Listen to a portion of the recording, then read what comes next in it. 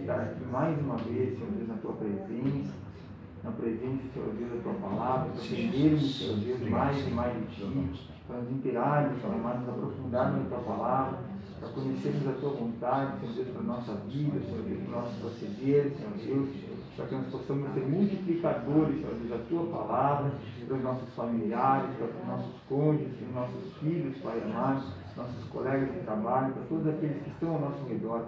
Abençoa, Senhor Deus, esse momento de aprendizado, abre o nosso entendimento, Pai, para que nós possamos absorver esse conhecimento, em nome de Jesus, Pai, nós te pedimos. Amém. Amém, gente? Vamos lá. Vamos lá? Estamos ao vivo já? Vamos entrar. Já. Ah, não, já entrou. Manda bom. Pessoal, então você está em casa aí, né? A.W. Tozer, Em Busca de Deus, bom livro, vale a pena você ter, pode adquirir comigo também. Nós falamos a última aula falando aí, então, sobre morte substitutiva, nós falamos não? Substituição? Acho que sim. Acho que sim, também não sabia se existia isso não. Mas acho que a gente falou, foi o que a gente mais falou no finalzinho ali, né? A substituição, né? Quando Jesus ele toma o nosso lugar, Fala sobre o papel do bode expiatório. Isso aí, substituição, isso aí, verdade. Boa, isso nós falamos sim. E aí nós estamos falando sobre o que é um vicário. Vicário, aí nós vamos entrar na sofrimento vicário, né? Sobre sofrimento vicário, é isso? Não, página 47. A gente leu reconciliação. Reconciliação? E depois daí paramos na morte substituta. A morte substitutiva, então a substituição, né? Então, deixa eu só voltar aqui, deixa eu me achar aqui no meu caderno aqui, nos meus cadernos, né? São alguns aqui. Não me perder aqui, deixa eu abrir aqui. Vamos lá então. Nós falando então sobre a substituição. O que é a substituição? Para mim ser bem claro e direto, substituição. Deixa eu ver aqui se eu não pulei essa parte. Substituição é o fato o que Jesus fez por nós na cruz. Jesus nos substituiu no Calvário.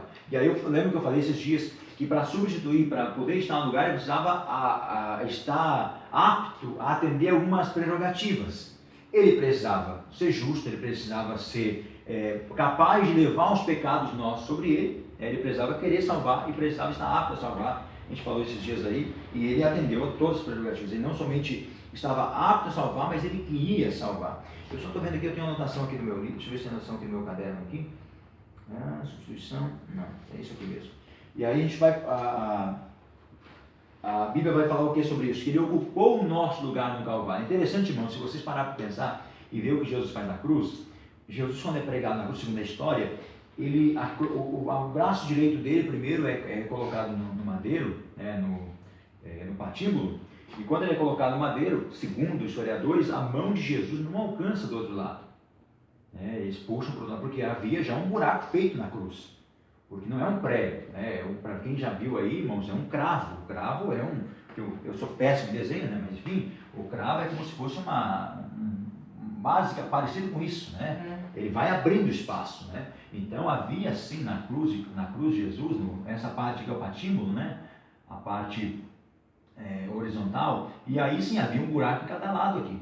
E quando eles pregam esse primeiro lado, o braço direito de Jesus, se não me falha a memória, e os historiadores dizem que eles vão colocar o braço de Jesus no outro lado, mas a mão de Jesus não alcança. Aí vão dizer que Jesus não era franzino, ou enfim, aí é os 500. O certo é que se pela lógica, aí é conjectura minha, não é Bíblia, não é história, é conjectura, claro, tem historiadores que falam sobre isso, mas é convicção minha. Né? Se fossem crucificar alguém, iriam crucificar Barrabás. Não é que houve uma petição antes, uma pesquisa antes, amanhã vão crucificar alguém ou não vão crucificar? Porque a ordem é libertar um, não quer dizer que tinha que matar outro, né? A ordem é libertar um. Então, vamos pensar da seguinte forma, né? Se tivesse que crucificar alguém, a Barrabás não representava Barrabás somente. Por que a mão de Jesus, isso aqui é hipotético, não é uma coisa, convicção. Por que vão puxar o braço de Jesus e não alcança? Porque Jesus era justo. A cruz foi feita, a cruz era para alguém que fosse um criminoso. A cruz era o pior instrumento de tortura e de morte que existia, de efetuar a justiça, de impor o domínio romano. Porque a crucificação era um costume romano. E aí quando eles vão pegar o braço de Jesus e puxar, por exemplo, ali, esticar, segundo os historiadores, Jesus não alcança. E aí eles pegam, eu sempre falo, eles pegam, põem o pé no peito de Jesus e puxam com violência e deslocam toda essa parte dos membros, tiram tudo fora do lugar. E aí sim, pregam Jesus, né, nessa parte aqui, mais ou menos alguns que aqui, enfim, aqui, pregam Jesus ali, crucificam ele na cruz, mas ele é sustentado apenas por um braço, né? Imagina a dor que Jesus está sentindo. Isso, irmãos, me deixa mais apaixonado por Jesus, porque ele sente as dores, e quando eles aproximam na boca dele aquele vinho com mirra, né? Porque eles aproximam duas coisas para Jesus. Primeiro eles aproximam, a gente falou nisso em Cristologia, né? Por isso eu não tenho falado aqui, senão foi eu que falei. Eles aproximam primeiro eles aproximam vinagre, né? Num enxopo com vinagre, e Jesus toma vinagre para matar a sede. Mas quando ele, até hoje, irmãos, a minha sogra faz suco de vinagre no inverno, verão forte, porque um suco de vinagre mata a sede. Mas aí eles aproximam vinho misturado com fel, diz algumas traduções, e outro vinho misturado com mirra. E esse ele não toma. Jesus, provando, não quis beber, diz a palavra. Por quê? Esse vinho misturado com mirra, a mirra, irmãos, é uma substância, inclusive Jesus, quando criança, ganhou ouro, incenso e mirra, né, dos magos. Mirra era uma substância usada para sarar feridas velhas e estancar sangramentos. Então era normal se dar em um chá de bebê, né, na época da mirra, para uma criança, qualquer ferimento que tivesse, para poder curar feridas velhas e estancar sangramentos. Era isso. Ela, quando era aplicada sobre o ferimento, ela fazia isso, estancava o sangramento. Usava-se muito café antigamente, né? Não sei se ainda se usa, mas quando tinha um sangramento, usava café para estancar sangramento, quando não tinha um médico por perto. Nós aqui no Brasil. Mas enfim, esse vinho, essa mirra, quando era colocada assim, ela acabava estancando sangramento. Sim, ela agia de dentro para fora e por de fora para dentro. Estancava o sangramento e curava feridas velhas. Porém, quando era ingerida, junto com o vinho, por exemplo, ela causava o amortecimento das dores. Porque o romano tinha prazer na morte. Ou seja, para o romano a morte ser boa, o cara ficava agonizando X horas ali. Tanto é que quando chegam para pedir para tirar o corpo de Jesus, o Pilatos não acredita, manda verificar se Jesus estava morto mesmo, porque não era normal alguém estar morto. Tanto é que os outros dois homens são mortos, né? São quebrados os joelhos para que eles viessem morrer mais rápido. Jesus já tinha entregado seu espírito. Quando a lança atravessa o coração, Jesus já estava morto. Ele já tinha entregado seu espírito, estava morto, já tinha entregado seu espírito já. Nesse momento, antes disso, eles dão vinho com mirra, porque para que Jesus tomasse e Jesus não sentisse as dores e ficasse mais tempo vivo. Jesus, a Bíblia diz que ele provando não quis. Por quê? Porque se ele tomasse, ele não cobriria Isaías 53. E diz que com as suas pisaduras, com as suas dores, ele levou sobre si os nossos pecados, com as suas dores. Porque se Jesus não sentisse as dores, aí nós poderíamos entrar no que um ramo da teologia, nós estamos aqui, que é o gnosticismo, diz que Jesus estava em estado de gnose. Ou seja, estava uma aparição fantasmagórica naquele momento, somente cumprindo um papel, mas Jesus não sentiu dor nenhuma. Não, Jesus sentiu todas as dores, não foi algumas, foram todas. E se Jesus tomasse a mirra, Jesus não sentiria parte das dores, e aí então a Bíblia estaria errada e Isaías não seria cumprido. Tanto é que ele diz bem claro para João Batista, quando ele chega, João Batista olha e diz: eu não sou digno de desatar a correia de tuas sandálias. Né? Jesus para ele: tu vens a mim para que eu te batize? Ele se deixa assim para agora, para que tudo se cumpra. Ou seja, eu estou aqui para cumprir. E ele é bem categórico, Jesus é bem categórico, eu vim para cumprir toda a justiça. Então, se ele provasse, irmãos, ele teria fracassado. E aí nós estaríamos errados, né? Então, essa morte substitutiva, ele nos substitui uma única vez. Ou seja, não há necessidade mais de um novo sacrifício. Ele tomou sobre si as nossas dores. Vamos ler Isaías 53, irmãos? Isaías 53, abre aí para mim, porque eu amo esse texto, Isaías 53. Porque ele levou sobre si as nossas dores, as nossas enfermidades. Isaías 53. Estou correndo um pouquinho, irmão. Se eu falar mais muito rápido, 6 segundos, passou. Quero ter uma dúvida aí, por favor, levanta a mão, pergunta, comenta. A semana passada foi tão bom que a gente comentou muito, a aula foi tão gostosa, estava até espiritual aqui, né? Mas eu estava pai pregando já. Eu vou dar um pulinho ali em cima vou botar uma tomada lá já. Olha só, Isaías 53:10. Alguém para mim, 53:10 só. Todavia o Senhor agradou o moê-lo, fazendo-o enfermar, quando a sua alma se puser com a expiação do pecado. Verá sua posteridade, prolongará os dias, e o bom prazer do Senhor prosperará na sua mão. Jesus, o Pai, teve prazer em ver isso. Lembrando que eu falei na aula passada, que o sacrifício de Jesus na cruz nada mais é do que o próprio Deus se oferecendo voluntariamente para aplacar a sua própria ira.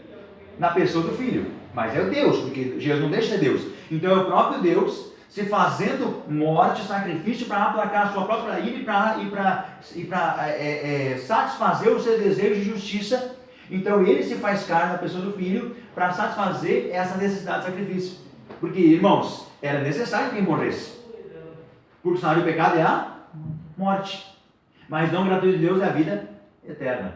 Aí para Deus dar esse dom, era necessário satisfazer o desejo de justiça de Deus. Porque se ninguém morresse, logo não teria pagado o preço do crime. Então logo não teria justiça. A justiça de Deus estaria aberta. Eu me lembro de uma irmã, lá em Otacílio Costa, uma senhorinha de uns seus mais de 80 anos, e ela foi criada desde pequenininha dentro de uma cultura religiosa, protestante, mas não evangélica, né? Eu digo, por exemplo, evangélica porque tem uma diferença, não é religiosa. A diferença é que se você é protestante, mas conhece o evangelho, você vive o evangelho. Mas se você só é protestante, você se torna um religioso protestante. E essa irmã, ela veio, criada de criança protestante, mas ela se converteu ao evangelho de Jesus. Já aos seus mais de 80 anos, ela veio num culto, e a minha esposa era coordenadora do departamento da terceira idade. E ela veio, eu dei uma oportunidade para ela testemunhar uma tarde daquela culto da terceira idade, né? E eles vinham para o culto, a minha esposa coordenava, mas era eu que dirigia os cultos, eles gostavam, porque era culto pentecostal, e eles, os velhinhos são da época do reteté, do fogo puro, né? E eles iam para frente profetizando, aquela coisa tremenda, irmão. Tem aquelas congregações de leões, não tem? Uns 30 irmãozinhos na cabelo branco, cheio de Espírito Santo.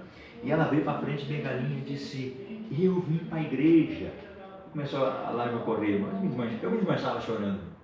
E eu pedia para Jesus, eu conhecia Jesus desde pequenininha, mas eu queria saber, irmã Rosa, já partiu para o Senhor, irmã Rosa, a família, se estiver me assistindo, é a família, irmã Rosa, lá de Otacílio Costa. Eu quis sempre saber qual era como é que eu faria para completar, para viver toda a justiça de Deus, porque eu achava que eu não podia viver a justiça de Deus sendo pecadora.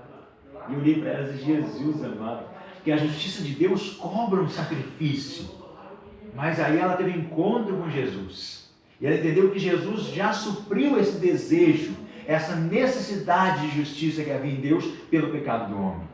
Né? Jesus, irmãos, ele sana esse desejo. Né? Em Deus tem prazer em ver o sacrifício de Jesus, não a morte do Deus Filho ali. Não, mas o que isso ia trazer, irmãos, porque o nosso olhar é muito contemporâneo, nosso olhar é muito focal, no momento. De Deus não. Para Deus não tem surpresa, então Deus já via isso antes. O que haveria de acontecer, o que ainda vai acontecer, ele já via antes, então graças ao sacrifício de Cristo. Sofrimento vicário. Sofrimento vicário. Vamos lá, sofrimento vicário. O que é um vicário? Um vicário é um substituto. É um cara que se oferece no lugar de alguém. Um vicário. Como é que é o termo que eu usava para os padres antigos? O vigário, né? Era o vigário. Era aquele que estava ia lá, você ia lá e confessar para ele lá, vai para casa, 30 Maria, não sei quantos Pai Nosso, e tá feito o negócio. É assim? Só que a palavra vigário não vem de vigarista, né, irmão? Mas tá ali bem atrelado, né? Mas o vigário era o cara, que você ia lá e você contava para ele, e o sofrimento vicário de Jesus é o sofrimento onde Jesus se põe no nosso, nós falamos até agora, no nosso lugar. Só que isso tem uma parte histórica muito importante. Vamos para a Bíblia. Êxodo 12 e versículo 3. Êxodo 12, 3. Pode anotar aí. Levítico 4, 13. 4 e 13 até o 21, mas vamos ler só alguns versículos, né? Você está em casa aí, anota aí.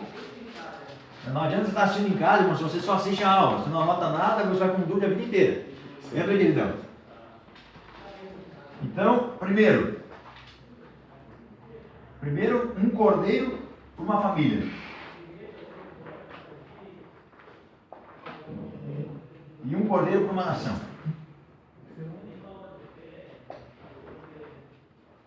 Êxodo 12, 3 e Levítico 4 e 13. Vamos ler ali, gente? Êxodo 12, 3. Quem achou? Falai a toda a congregação de Israel, dizendo: aos 10 deste mês, tome cada um para si um cordeiro, segundo as casas dos pais, um cordeiro para cada família. Um cordeiro por família. Jesus primeiro, Ele é um cordeiro por família. Ou seja, nós aqui enquanto igreja, Jesus é um cordeiro por nós. Agora, olha só, na Páscoa, Deus determinou que o cordeiro seria suficiente para uma família. Mas a abrangência de Jesus é ainda maior. Levítico capítulo 4, versículo 13.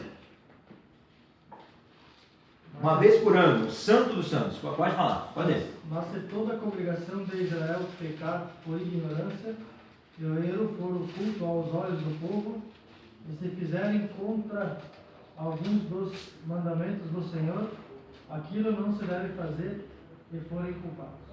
Continua lendo.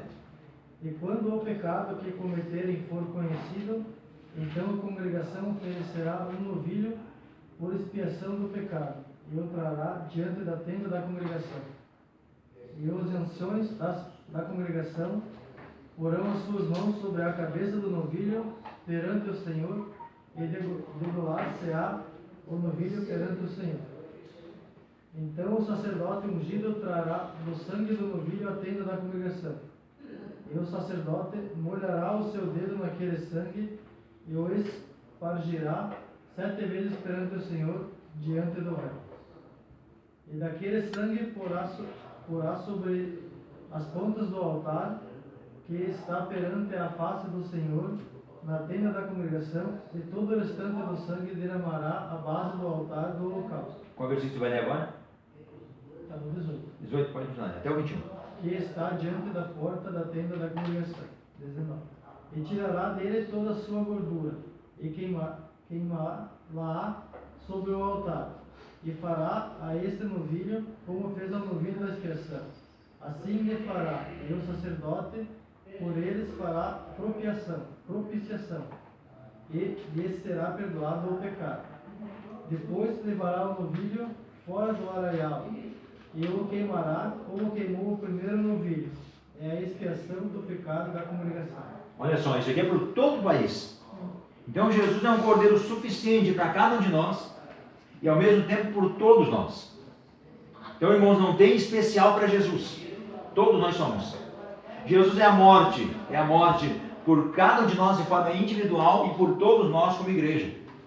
Sabe, o cordeiro ali, primeiro era família, e nesse dia que era o dia do sacrifício, que era o dia santo que Israel, todos estavam em pé perante o Senhor, aquele que todo mundo já sabe, né? Havia aquela preparação toda, um cordeiro sem mácula escolhido, os sumos sacerdotes vestiam toda aquela indumentária sacerdotal, entrava, irmãos, que eu já falei aqui, né? Fora uma cruz, né? A entrada deles, entrava, primeiro sacrificava por ele, depois ia se banhava, né, no mar de bronze, né, na pia de bronze, depois passava, trazia aquele perfume, tinha a mesa dos pães ázimos, o candelabro de ouro, o altar do incenso à frente, após o véu, a arca e o propiciatório. E aquilo era um sacrifício uma vez por ano, que era por toda a nação. Era o sumo sacerdote.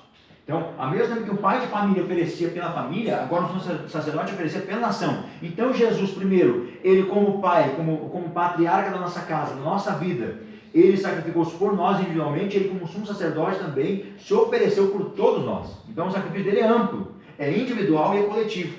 Primeiro é individual pela salvação de cada um de nós, e ele é coletivo quando fala da igreja, como um todo, a igreja escolhida, remida, salva no sangue de Cristo quando ela entrar no céu. Então por aqueles salvos, ele, veja que coisa tremenda, ele é um cordeiro por todos, mas por cada um daqueles salvos, ele é um cordeiro por cada um também.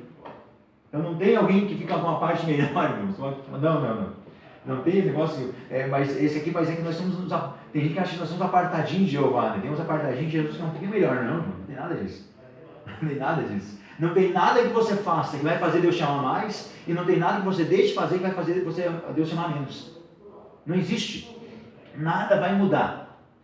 O que as pessoas que nós olhamos, nós focamos, é que Deus dá dons e talentos para uns, dá ministério para outros, e umas pessoas, na nossa visão fatídica, na nossa visão bem falha, parece que pessoas aparecem mais do que outros, mas é porque Deus deu para eles, vai requerer muito mais deles, ponto. Mas individualmente, não tem ninguém que Deus ame mais, e não tem ninguém que Deus ame menos. Não há ninguém. Aí o pessoal diz, mas João era o amado do Senhor. Quem é que disse que João era o amado do Senhor? João, você achou o caneto. Né? Você achou o último no espeto. Mas é porque Deus tinha um plano para ele, ele foi o último a morrer, mas morreu, não foi mergulhado no óleo quente, não morreu, foi lá para a parte para receber o Apocalipse, mas foi guardado pelo Senhor. João não é nada, irmãos. O em Patmos precisava de alguém que tinha convivido com Jesus para receber a revelação de Jesus e escrever o Apocalipse. Foi para isso. Nada mais. Eles estão mas eles estão numa grade de cima. Mas estão porque são os 12. E se todos foram salvos, vão ocupar as cadeiras preparadas no céu para entrar aqueles. Então, mas fora daqui, irmão, é tudo farinha no mesmo saco. Como eu disse, grave isso. Não tem nada que você faça que vai fazer Deus chamar mais. Não tem nada que você faça ou deixe fazer que fará Ele chamar menos. Não existe isso. Né? Até porque quando Jesus ele prega os espíritos de prisão, né? Quando ele mora, desce as regiões das trevas e prega os espíritos de prisão, Jesus está se apresentando àqueles que já estão em condenação e aos que estão ali aguardando o juízo. Então, não há ninguém melhor, não há ninguém inferior, não há ninguém pior. Como assim, pastor? Não, porque o que faz separação do homem para com Deus é o pecado do homem, não é Deus para com o homem. O homem jamais se aparta, o Deus jamais se aparta do homem, é o homem que se aparta de Deus.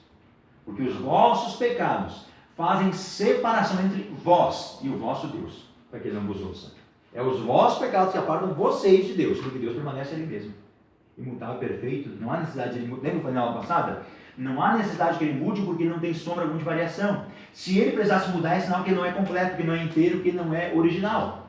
Porque tudo que é peça sobressalente, tudo que precisa de peça sobressalente ou de alguma mudança é alguém que não está em estágio perfeito. Nós, por exemplo. Mas Ele não precisa disso. Falando muito rápido, gente? Eu estou na primeira hoje aqui, vou usar para vocês. Só uma pergunta, pastor. Fale. Galeão fala, Jesus era o que ele mais amava.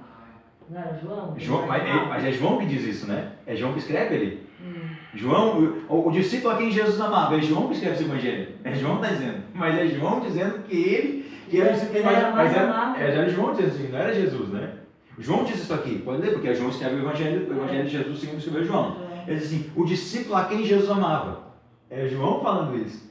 Por quê? João estava sentado ao lado de Jesus quando Jesus reclinou a cabeça do peito dele. Mas por que Jesus reclinou a cabeça do peito dele? Já contei aqui? Já contei? Não. Jesus mandou Pedro e João para preparar a ceia, né? Eu acho que o Sérgio me viu pregar sobre isso, eu acho. Mas ele falou que eles vão preparar a ceia. Vamos lá, preparem, sigam um homem que está levando um cântaro de água e pergunta para ele o mestre pergunta onde vai passar a Páscoa. E eles chegam lá e encontram um cenáculo mobiliado, prontinho para a festa. Estava prontinho. Jesus já tinha preparado, né? A antecipação já disse para o cara, vai lá e prepara. O cara preparou a festa, não sabia para quem que era, mas preparou. E aí alguns dizem que é a casa de João Marcos, inclusive, né? E aí chega Pedro e João. Só que a mesa era assim, eu gosto de falar da mesa. Havia várias mesas, haviam 3 tipos de mesa para o judeu. Mas essa mesa era uma mesa em forma de ferradura. Ela era mais ou menos assim, ó. Essa mesa, já viram isso aqui em filmes, né, judaicos. Era uma mesa tipo japonês. Você estava com os pés para dentro, possivelmente sentado com os pés para dentro. Porque Jesus ia os pés dentro tudo sujo, então possivelmente sentado com os pés para dentro. Ou em cima dos pés, né? Ou a posição mais ruim do mundo é sentar em cima dos pés, né? Você não aguenta. Mas enfim, lá nos árabes sentam assim ainda. O costume era o seguinte. Primeiro, na ponta aqui, deixa eu ver se eu me lembro. Primeiro tinha 3 convidados especiais na ponta. Deixa eu ver se eu não me recordo aqui. Isso. Primeiro na ponta, sentava quem estava recebendo, era o anfitrião. Primeiro aqui era o anfitrião. Aí, quem é que sentou na ponta? João. Porque Jesus mandou 2 para preparar a festa. Se um sentava na ponta para ser o anfitrião, o último tinha que ser o receptor, quem estava recebendo o povo. Quem é que sentou na ponta? Pedro. Por isso Pedro está endemoniado. Pedro que sentou lá de Jesus na festa, e Pedro foi em último, olha o detalhe. Pelo costume judaico, o primeiro era quem sentava, era o anfitrião. O anfitrião sentava-se e recebia a pessoa mais importante na festa. Quem era a pessoa mais importante na festa? Jesus. Então estava João, né? Aqui do lado estava a pessoa mais importante na festa, que era Jesus. Terceira pessoa que sentava era a pessoa a quem a pessoa mais importante quisesse honrar. Quem é que Jesus chama para sentar ao lado dele? Judas. Aqui está Judas. Então olha que coisa tremenda. O anfitrião, quando chegou a caravana, João largou o pé da porta, se atirou, sentou, e aí chegou e disse, senta aqui, Jesus. Jesus chamou Judas, quer que você sente do meu lado hoje. Vou te honrar hoje nessa festa. Porque o plano era esse, né? Aí ele chama Judas senta do lado. E aí o que aconteceu? Todo mundo sentou, e o último que teve que ajudar todo mundo a entrar, para fechar a porta, era Pedro. Aqui Pedro sentou no último lugar. Por isso que a Bíblia diz que Pedro olhou para João e perguntou assim, pergunta para ele quem que é o traidor. Ele cochichou para João, porque ele estava de frente com o João, aqui menos de 1 metro, quem sabe, ele estava fervendo com o João. Disse, eu te pego depois na saída. Agora, porque Pedro pensou assim, vai, eu sou o cara, né? Com a espada na bainha, armado, né? Porque ficou armado, ele estava armado na festa também. armados, e o João, quando chegou, o João era manso, calmo, amoroso, né? Então, amoroso, uma hora perguntou para Jesus: quer que manda esse fogo do céu queimar todo esse povo aí, né? Ele era vingativo, era amoroso, mas era vingativo. E João correu, Jesus na frente: Jesus, senta aqui, Senhor, preparamos para ti. João sentou-se, Jesus sentou do lado, né? E aí chamou: Judas, senta aqui, vou te honrar hoje. E aí sentou todo mundo, e o Pedro foi no último lá, bravo. Aí Jesus chega, olhou para todo mundo com os pés para o meio, tudo sujo. Olhou, levantou-se, viu que Pedro era responsável, o último, que era quem recebia, tinha que lavar o pé do pessoal. Pedro não pegou bacia, porque ele estava endemoniado, bravo, querendo levar no pescoço de João. Aí Pedro não levantou, Jesus pegou, levantou, amarrou uma toalha, pegou uma bacia de água e saiu lavando os pés de João, de Judas, um por um. Quando chegou em Pedro, a água estava tendo uma lama já. Chegou em Pedro bravo primeiro. Bravo porque João tinha dado lugar de destaque. Segundo, porque Pedro passou vergonha, porque era a função dele, viu o que o mestre estava fazendo agora, e ainda a água era o lodo. Aí chegou para Pedro e Pedro: não, meu pé não lava, Senhor. Eu estou bravo aqui com o João, o Senhor já me fez passar vergonha, agora essa água suja aí, se eu não te lavar os pés, não tem pai no reino. Não, então lava o corpo dele. Não, é só o pé, Pedro. Só o pé. Lava só o pé. Aí Jesus está ali do lado, por isso também. Quando Jesus diz assim: as aves do céu têm seus ninhos, as raposas seus covis, mas o filho do homem não tem onde na cabeça. Tem uma outra linguagem também. Mas ali, naquele momento, a linguagem se dá por quê? Após a refeição, era costume que um reclinasse a cabeça no peito do outro lado para descansar. Tirar uma pestana, né? Jesus não tinha direito na cabeça porque o Judas tinha saído. E o Pedro também não, porque o Pedro segurava todo mundo no final da mesa lá. Todo mundo reclinou a cabeça e o Pedro lá com o pé cravado lá, segurando todo mundo dormindo e ele acordado. Imagina, o Pedro estava endemoniado aquele dia, irmãos. Eu não sei se não pegou o João depois do caminho. Não pegou porque depois dormiram junto no Monte das Oliveiras, mas então tinha pegado, né? Então daí essa colocação. Jesus ele se apresenta naquele momento, irmãos. Eu não lembro que eu estava falando quando eu fui para cá, mas está falando sobre um assunto bom. Eu fui para cá, não me lembro mais onde voltamos. Mas esse momento aqui, na ceia, por exemplo, Jesus ele faz um ato de tomar a função que era da pessoa mais simples da casa para ensinar humildade. Não sai do seu lugar, segura João no peito, e aí João se acha amado por João aqui na cabeça do peito de Jesus. Mas é porque João foi um baita sem vergonha, né? Quando ele viu que Pedro estava chegando, antes que Pedro se entendeu, né? Antes que Pedro chegou ali, não, Pedro tem uma espada aí, vai ficar do outro lado ali. E por isso que João pergunta assim: sou eu, Senhor? E Jesus: não, aquele que põe a mão no prato comigo. Aí tem outro segredo, né? Segundo, tem duas interpretações para isso. Tá? A primeira é de que comiam 3 por prato. E aí, João serviu-se, passou para Jesus e Jesus serviu a Judas. A segunda tradição é que o primeiro servia na boca do segundo. E o segundo pegava e servia na boca do terceiro. Então, das duas formas, Jesus serviu a boca de Judas. Por isso que ele disse: olha, quando entrou o bocado, em Judas o demônio entrou junto, né? E aí ele só que tem para fazer, faz depressa. Levanta e vai entregar a Jesus. E há 2 sentimentos distintos, né, irmão, que Pedro e Judas têm, né? Pedro sente um sentimento de ter traído Jesus. O sentimento leva ele ao arrependimento. O arrependimento chega e ele não tem mais coragem de aparecer perante Jesus. Quando Jesus manda chamar ele vai mais humilhado para lá, ele chora amargamente. Judas não, Judas sentimento de... não é de arrependimento, é de... Fugiu o termo, me ajude aí. Remorso. Judas quer fazer o quê? Judas quer se livrar da culpa. Pedro chora culpado. Isso é arrependimento. Ele chora amargamente culpado. O Judas não. Judas quer se livrar da culpa. O Judas lá e joga as moedas de ouro e quer se livrar e vai se enforcar. Como eu falei esses dias aqui, vai lá se enforca, ainda o plano dá errado, né? Arrebenta a corda, cai em cima da pedra e abre o estômago ainda. Quem sabe tenha sofrido mais dores ainda que for sofrer sendo enforcado. Então tá aí, mas por isso também João não era mamado, não. Ele se achava mamado. Se achava, mas não era. Então, no caso, ele teria tentado o suicídio? Judas sim, Judas ele foi se enforcar. Ele só tentou. A Bíblia diz que ele se suicidou, ele tentou o suicídio, deu errado. A Bíblia diz que ele saiu e foi se enforcar. Mas a Bíblia também vai dizer, quando os apóstolos falar sobre o campo de sangue, Pedro vai dizer o seguinte, que caindo-se as suas entranhas se romperam. Aí historiadores dizem que ele caiu de uma altura X, que ele foi se enforcar, possivelmente a corda, uma árvore não tenha suportado o peso, e ele, porque não era um costume muito, não era costume, né? Judeu não se enforcava, mas não tinha esse hábito, então não tinha um lugar próprio para isso. Porque judeu tem um lugar próprio para cada coisa, né?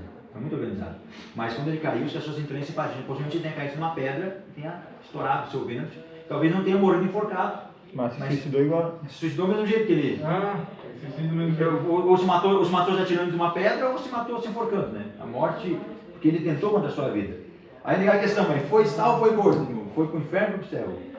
Aí já é os 500, né? A Bíblia diz que ninguém se perdeu, senão aquele que havia de se perder para os cumpridos da palavra, né? Então eu creio que ele se perdeu. Se a minha interpretação estiver correta, claro, né? Vamos lá, gente. Justificação. Esse tema é bom demais. A gente falou bastante esse dia sobre isso, precisa você bem rápido. Não mais do que eu sempre, né? Justificação. Alguém lê para mim a introdução da justificação?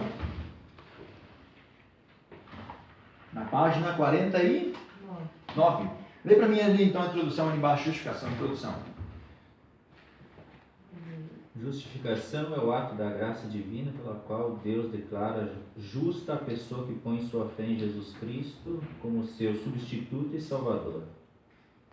O vocábulo justificação do grego significa pronunciar ou declarar justo. Até aí tá bom. Eu falei esses dias, justificação é o tribunal, é o momento do tribunal onde o juiz olha e vê todo mundo culpado, vê o cara culpado e mesmo assim absolve da culpa. Isso é justificação, mas eu já li esses dias aqui no comentário, eu tenho um comentário meu que eu escrevi alguns anos atrás, é o seguinte: uma referência ao ato judicial e legal, pelo qual Deus, baseado na morte de Cristo, muda o status do pecador, arrependido de culpado para inocente. Então depois até posto essa frase aí no grupo. É uma referência ao ato judicial e legal pelo qual Deus, baseado na morte de Cristo, muda o estado, ou seja, o cara é condenado. Ele entra condenado. Todas as provas, eu falei bastante esse dia sobre isso, né? Todas as provas indicam ele como condenado. Nada vai remir ele da culpa. Porque ele é condenado. Ele errou logo, ele é um... Eu falei isso na aula passada, né? Quantos crimes pegados você teria se fosse 3 por dia? 28 mil. 28 mil e alguma coisa, né? 28 mil e poucos crimes. Por um crime só você é culpado e condenado. Então o Mondinelli teria 28 se pegasse 3 mil por dia, baseando aqueles 10 mil pensamentos por dia, né? Teria 28 mil. Por baixo, né? Por baixo. E aí, por causa de um crime só, um crime que é comprovado, a pessoa é condenada. Aí Jesus vem, morre na cruz, como vicário, com uma morte substitutiva por nós, nos substituindo na cruz. A partir desse momento, o Ivonei é culpado, sim. Ivonei vai olhar nos anais, nas provas, olha, Ivonei é culpado. Pô, o cara tem uma ficha mais suja que o Paganheiro. Meu Deus, cara, ele não pode ser salvo. Não pode, não existe. Irmãos, e nós mesmos fazemos isso, irmãos. Nós fazemos muito disso, tem que cuidar para não pregar, né? Mas a gente faz muito disso, irmão. Ah, não, fulano... Não, aquele lá não está crente, má dúvida. Não é que ele está errado. Errado a gente está de julgar. Na dúvida a gente fica, mas não é possível. Irmãos, eu viajo pregando aí, em cada cidade que eu chego, às vezes eu encontro os caras, não é possível. Você está na igreja, rapaz? Mas o cara com a Bíblia na mão. Família, a cara de crente, ele vai perguntando a cara da igreja, né? Você está na igreja mesmo, rapaz? Eu estou, pastor, estou aí, querido. Glória a Deus, já vi que abraça negócio de crente, né? Glória a Deus e paz do Senhor. Meu, não é possível, meu Deus. Está crente. Né? Mas o cara é culpado, não tem nada que absolva ele da culpa. Ele é digno de condenação, ou seja, ficha suja, não tem como escapar. Aí vai ser levado perante o auditório lá. O céu, a terra, essa grande nuvem de testemunho que Paulo fala, condena ele. A criação é prova do seu pecado, os anjos são prova dos seus crimes, o inferno é prova dos seus crimes, tem ali e chega lá o promotor com uma série de acusação com prova. E aí Deus, seu juiz, está olhando para toda a questão lá, isso é justificação.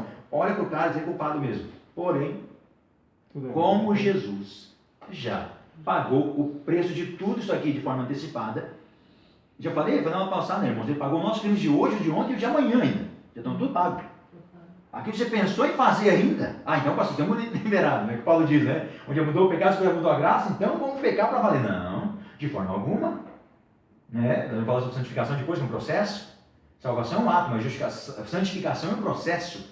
Né? E aí vai olhar para aquilo que ainda vai acontecer, para os que vão nascer em pecado, vão fazer coisa pior que nós fizemos, Jesus já pagou o preço. Aí Deus olha, não, tá, já está pago.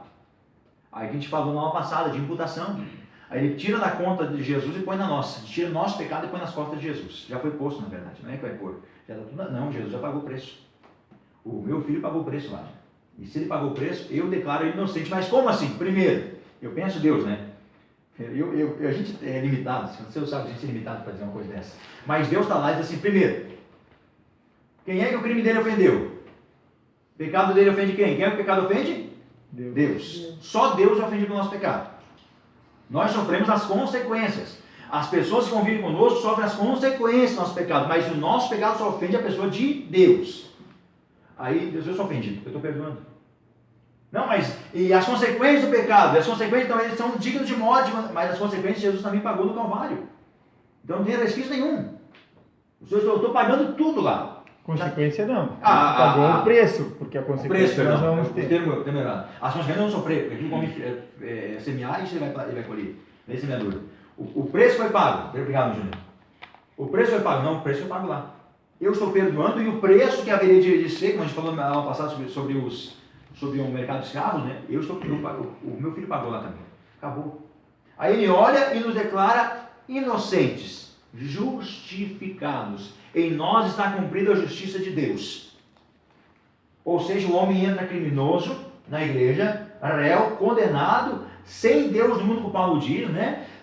Afastado das promessas de Israel, nós já não julgamos ninguém, como Efésios Paulo vai dizer. Aí de repente a gente vem e crê. Eu sempre falo vir para a igreja, irmãos, que é uma forma de expressão, uma linguagem nossa aqui, né? Na verdade nós não viemos, porque nós passamos a ser igreja, né? E ele vem para Jesus, ele confessa a Cristo. Deus abre o entendimento dele. O Espírito Santo mostra para ele a revelação de Cristo. Ele vê, ele tem aquele barco e diz, meu Deus, eu estou em pecado, vou para o inferno. Meu Deus, Jesus, sabe, irmãos? Tem gente que é aquela coisa, aquele choque. Eu quero aceitar Jesus hoje. Eu quero reconhecer Jesus hoje como Salvador. Naquele momento eu estou fazendo o seguinte, é inocente a partir de hoje. Aí o diabo entra no cara, não pode ir para casa do que o cara faz. O diabo vem de um cara para o templo, vamos dar um exemplo, né? Vem para o cara para o templo e não consegue juntar ele mais para casa. Porque aí ele passa, ele não é mais, porque não é mais culpado. Agora, irmão, eu lembro do dia que você aceitou Jesus, o dia que você reconheceu a fé, embora você tenha nascido na igreja, né? Ninguém nasce na igreja, você nasce no hospital, né?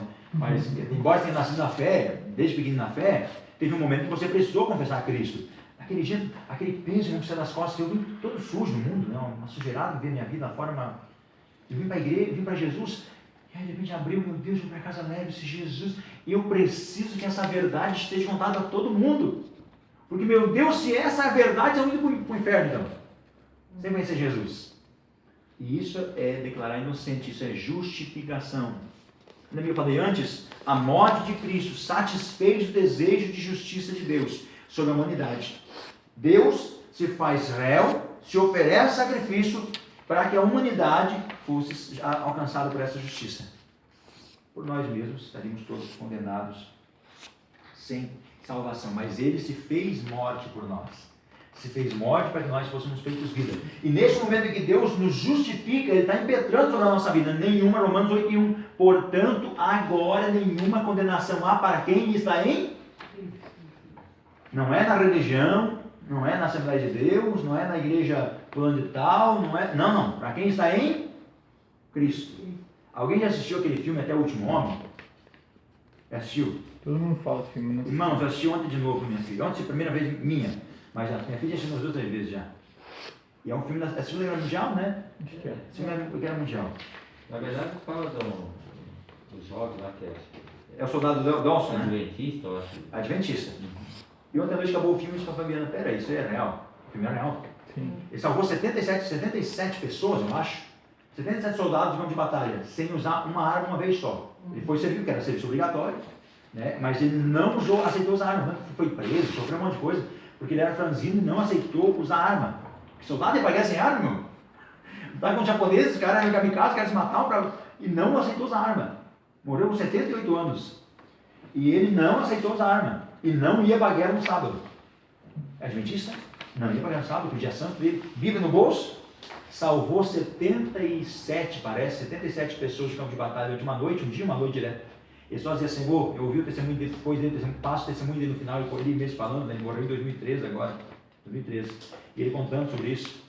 E o capitão, que era o cara que duvidava dele, o cara que zombou dele, o cara que, sabe, que mandou prender ele, porque ele era um cara que não queria usar arma, como é que só não ia usar arma? Depois chorava, quando ele contava o testemunho, chorava lá, me escorria, já é um senhor de idade, chorava contando sobre isso. Os caras que ele salvou, irmão, sem as pernas, já ele arrastava para fora. As mãos tudo queimadas, desceu o pessoal pela corda com um penhasco, ele só dizia assim, Senhor, me deixa salvar mais um. Me deixa salvar mais um, Senhor, mais um. 77 pessoas ele salvou. E ainda no final, ainda que lá era real, aquela bomba mesmo para explodir em cima Os caras jogam umas granadas, irmão, em cima dele, ele pega e dá um tapa em uma granada, devolve em volta, e quando vem na uma, ele dá um chute e explode. A perna dele sofre várias escoriações na perna, mas ele salvou 77, fora o grupo que salvou naquela manhã de sábado. O exército todo embaixo, no pé da rocha, e o general dando ordem. Porque estão atrasados mais de 10 minutos já para entrar no campo de batalha. Nós estamos esperando o soldado nós orar por nós. Estamos esperando o quê? Nós estamos esperando ele orar por nós. Porque é um dia sagrado, mas eles não, o cara chegou para eles e disse: o soldado não vão para a batalha mesmo se você não for. Ninguém vai para a batalha se o soldado palito, que é chamado de palito, né? Não vai. E aí vai lá, ora por eles, estão naquela manhã, num sábado, e ele vai para a batalha junto com eles, enfim. E aí, mas o que o senhor quer dizer com isso? Aqui no final está me perguntando sobre o seguinte. O testemunho dele é muito lindo. Ele é adventista. Guardador do sábado. E aí nós vamos para a nossa teologia e já jogamos toda a teologia adventista no inferno, muitas das vezes. Porque é uma heresia, porque é uma seita, porque não sei o quê. Então essa história não é verídica. Essa história eu trouxe até nós pensávamos na história, não é verídica. Eu acho que fé não se discute. Né? Exatamente. A Bíblia diz: crê no Senhor Jesus. Se o sábado for maior que Jesus, acabou a religião. Mas se o sábado for para Jesus, é fé. Se eu quiser guardar o meu domingo, não fazer mais nada para guardar para o Senhor o dia todo, jejuar, consagrar, só sair para mim na igreja, irmão. Pensa que mais lindo seria nós levantar de manhã, domingo de manhã, esquecer do churrasco, fazer um jejum, sabe, aquela coisa. Imagina o nosso culto domingo à noite como seria. Domingo agora a gente foi para o culto de ceia, lá em casa nós todos jejuamos, né? Vamos almoçar mais tarde, aquela coisa toda, e fazia tempo que não jejuávamos no culto mesmo de ceia. Pastor, há quanto tempo é acostumado a estar pregando de ceia direto? Poucas vezes a gente fez isso aqui. Poucas vezes. A rotina de pai te tira isso. E a gente levantou, e daí ontem à noite estava assistindo depois do culto, que xingasse o restinho do filme. Disse: meu Deus, mas ele é adventista?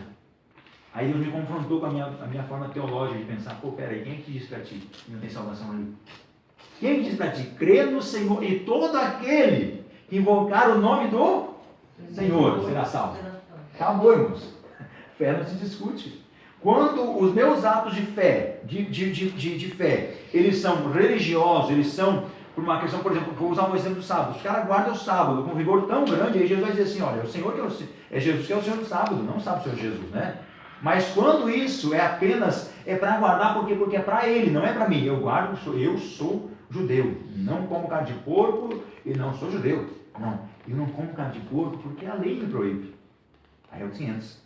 É a forma que é vista e interpretada. Falando no judeu. Aí ele não come carne de porco. Por exemplo, o sétimo dia, ele não come carne de porco. E se ele faz aquilo com uma vontade de prestar aquilo para Jesus, com uma forma de servir a Deus, com aquele corpo, amém, irmão. Sabe?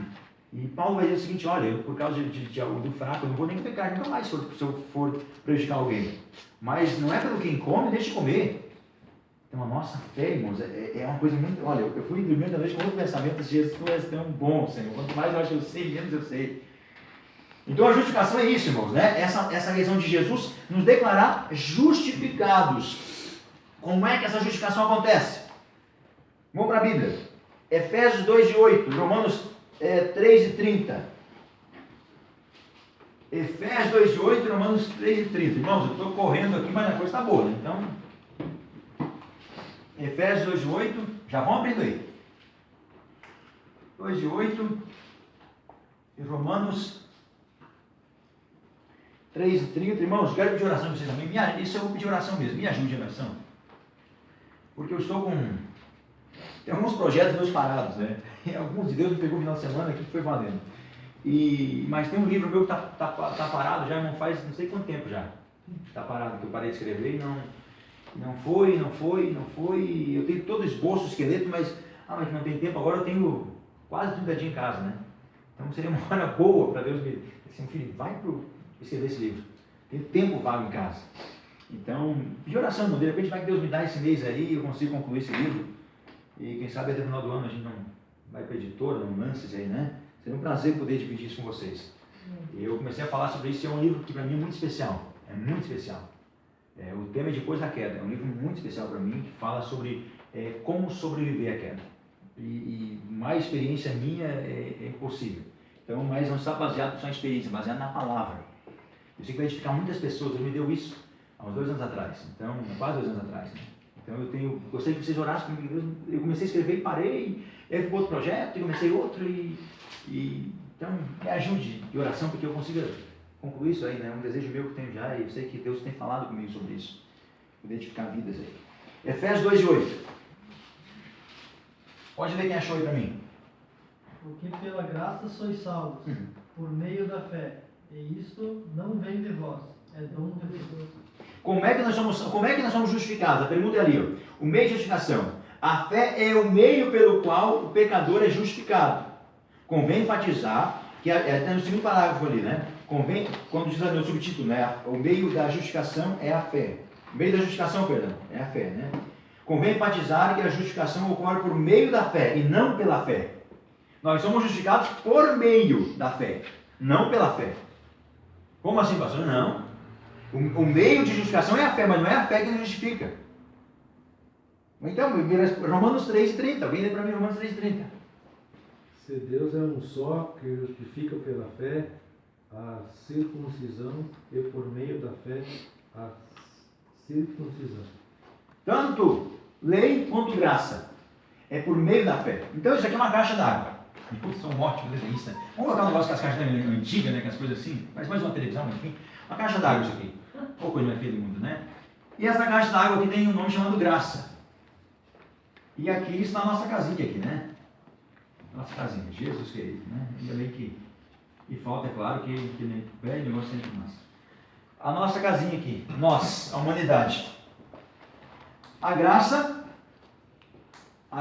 não é o meio. A fé, a tubulação que leva água para nossa casa aqui, a tubulação para nossa torneira, essa sim é a fé. O meio é a fé, mas o que nos justifica é a graça de Deus. É o favor merecido. Não é porque eu creio que eu sou justificado, é porque Ele quis me justificar que eu passo a crer.